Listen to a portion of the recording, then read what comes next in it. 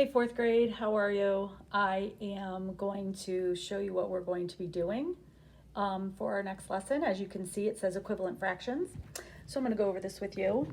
So our equivalent fractions, it says to multiply the numerator and the denominator by the same number.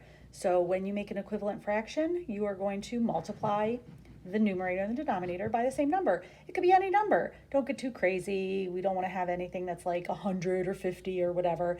But as you can see, if we have something like 3/5 and then we multiply both by 2/2, we're going to get 6/10. So when you get an equivalent fraction, you just multiply the numerator times what the number is you're multiplying by.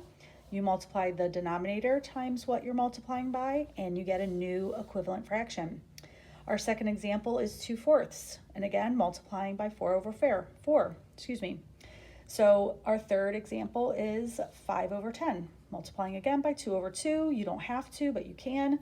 And you can find a missing part also, which is what this box right here is. So if this box was blank, then you would know what to do based on what already is at the bottom. So now we are going to practice some of this. So sorry about my video.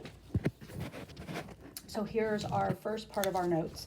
So the first part of our notes say that equivalent fractions, you're multiplying the numerator and the denominator by the same number.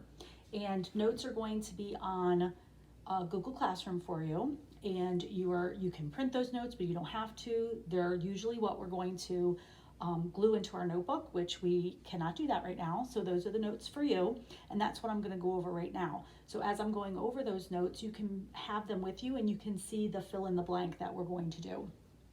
So the very first example is 5/6. So we get a fraction like 5/6. If we want something that's an equivalent fraction to that, we can multiply that by any number we want. And that number that we're multiplying by is 2/2. When you multiply fractions, you multiply straight across. A little bit different from when we add fractions, we only add the numerator, but multiplying fractions, you are multiplying straight across. Numerator times numerator, so 5 times 2 is 10. Denominator times denominator, 6 times 2 is 12. Our new equivalent fraction is 10/12. Our second example, 3/4. Again, you can multiply by anything you want. In this case, I chose 3. 3 times 3 is 9. 4 times 3 is 12. And again, if the directions say make two equivalent fractions, you're going to be able to multiply by any number you want.